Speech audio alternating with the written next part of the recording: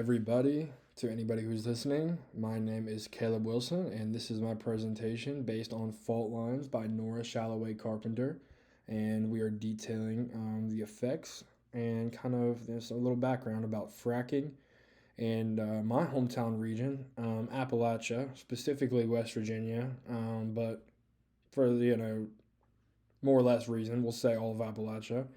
Here we have what looks like this beautiful mountainscape here.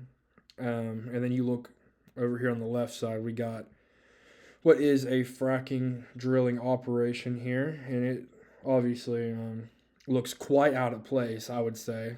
It doesn't quite fit in with the rest of the natural scenery and everything that we have going on here. If you're familiar with the Appalachian region, it is very beautiful, and this is looks like a little bit of a nuisance here. And we'll keep going to understand why. So, just a little bit of background before we get into this too far here. What fracking is really about? What is fracking? On the right here, we have a little diagram. You can feel free to kind of analyze the steps and what goes into it there. But on the left, I'll break it down a little bit for you guys here. So, fracking, or better known as hydraulic fracturing, is a technique used to extract oil and gas from deep underground shale rock formations. That's from the BBC. So basically, a long time ago, these natural gas formations found, and they're rich in these fossil fuels. And to extract these gases, we have this little process and diagram on the right, and we'll talk about more of what goes into that. So why do some people consider fracking bad? And our protagonist in this story does feel that way as well. So despite that its positive use, one of the positive benefits of fracking here is that it gathers natural fossil fuels and resources for our personal benefit and usage.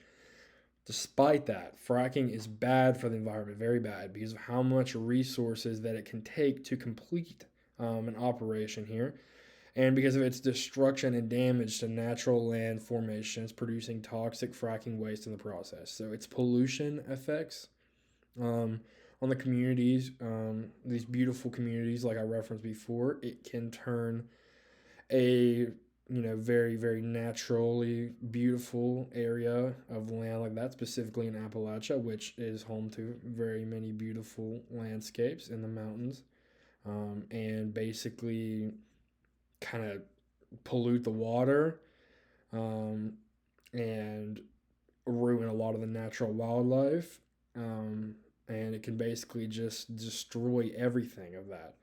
And for an area that prides itself on the beauty of nature and the land formations that have naturally been there long before we were, that is quite detrimental to the population who very much enjoys these things.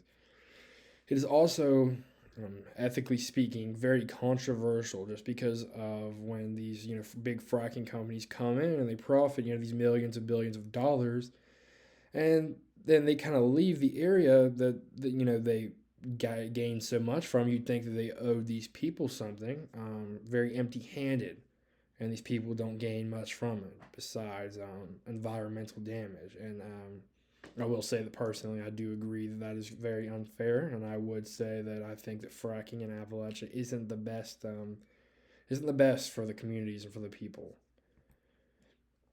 Along those lines, we have many winners in this scenario of fracking and one big loser. So these big fossil fuel companies have came into almost every state in the Appalachian region. So we're talking a vast majority of them here. And they set up shop, and they're taking what they want, and then they're leaving behind just outright environmental destruction and turmoil. I mean, and I have a question for you guys here. You would think that this billion-dollar operation, these people might give back. These people might help the communities that allow them to profit, to come into their land, to come into their area, and to drill for these fossil fuels and to gain all this prosperity and this money in the process, right? Well, not exactly. The Appalachian region's fracking production has been very high and profitable. There are very, very many sites of fracking, very, very many shale rock formations here that have produced much natural gas and many fracking operations here. Yet all through, this what would seem to be economic prosperity, we have more jobs have been lost since these operations have began. The population in these areas has drastically declined, and the area's income growth has continued to trail far behind the national average. So if you think about a state like, we'll say, West Virginia has always been known for rich deposits and rich storages of economic, natural resources.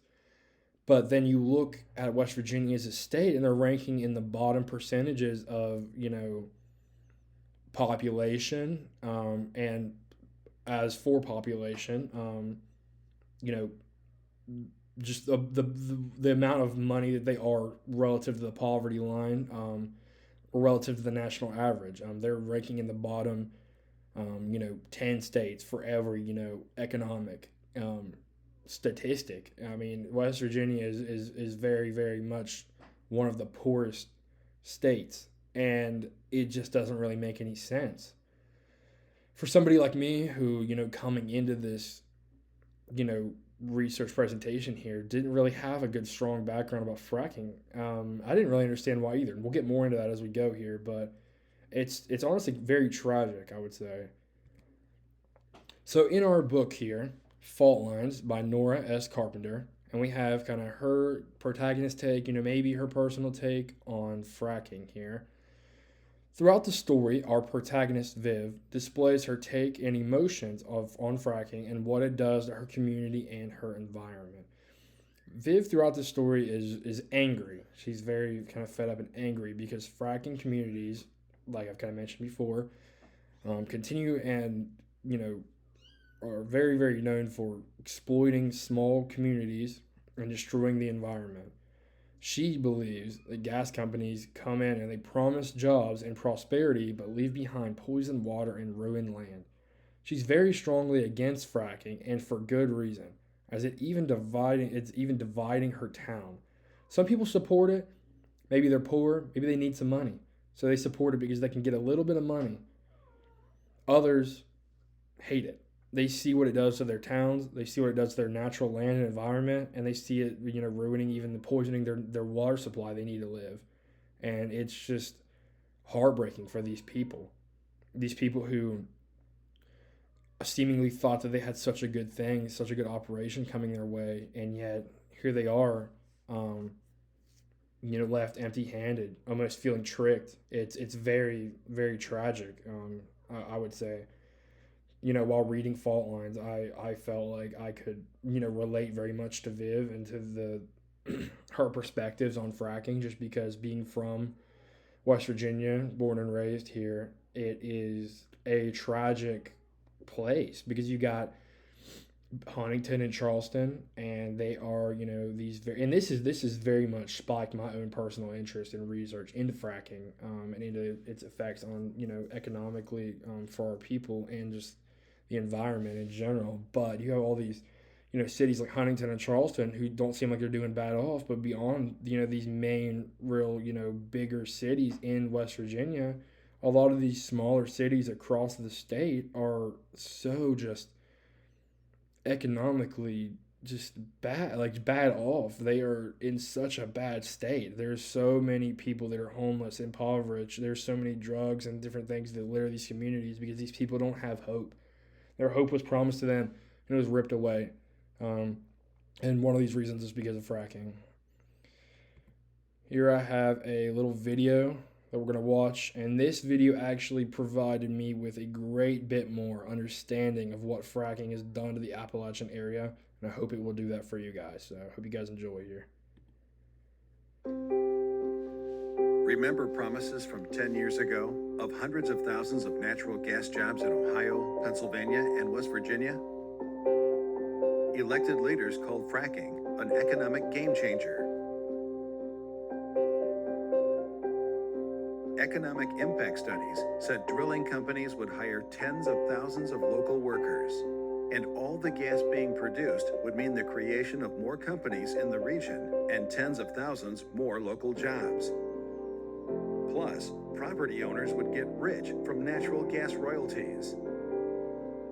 They said money from all these new jobs and royalties would flow into local stores, restaurants, and businesses. And those businesses would hire even more workers.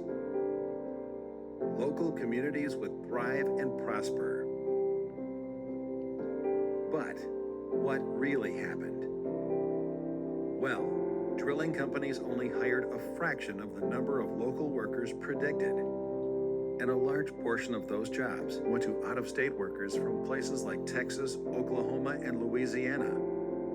Turns out, processing plants and fractionators don't need very many workers. And most big employers like crackers and plastics manufacturing plants never got built in the first place. Natural gas prices also stayed low, so royalties payments were disappointing, and many recipients chose to save the money instead of spending it. Local businesses that expected lots of new customers with money to spend ended up with almost nothing. The economic impact studies were just plain wrong. And they forgot to mention one other thing. Living around fracking pads and processing plants can be awful. Heavy trucks damage roads. Methane is emitted, as well as toxic substances linked to cancer, cardiovascular disease, and other illnesses. And there's a constant threat of water contamination. So, people leave, and businesses close. Since the fracking boom began and before the onset of the coronavirus, the counties in Ohio, Pennsylvania, and West Virginia that produce over 90% of the region's natural gas saw their share of the nation's personal income fall by more than 6%. Their share of jobs fell by over 7%, and their share of the nation's population dropped by almost 11%, as the number of residents plummeted by over 37,000. Now, instead of bustling downtowns with lots of people and thriving businesses, we can see the real effects: empty storefronts and vacant lots. Still, politicians and bureaucrats keep making the same old claims that natural gas and petrochemicals are job creators.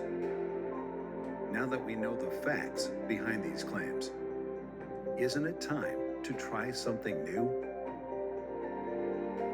To see a full report of how each state and fracking county has done economically during the natural gas boom, and to explore better, more sustainable economic development strategies, visit OhioRiverValleyInstitute.org. So that video is honestly, to me, it's extremely heartbreaking and very, very tragic. I think that it, to me, definitely pulled on my heartstrings a little bit. Just being from this area and seeing how it affects, family, friends, just local communities. It's very sad, and I definitely hope that you guys felt the level of empathy from this video that I did too. That you guys could empathize with what these people have to go through because of fracking, because of these big companies, and understanding that on a day-to-day basis it affects regular people like us. So it's very sad. It's very hard to watch, but I think that the awareness being on it, I think the Fault Lines by Norris Shalloway Carpenter definitely provides a bit of explanation, sheds a bit of light on this for us, and I'm very, very thankful that I had the opportunity to inform whoever's watching, you guys on this, and that if you guys definitely should check out Fault Lines by Norris Shalloway Carpenter. So thank you guys so much for watching. I hope you all enjoyed.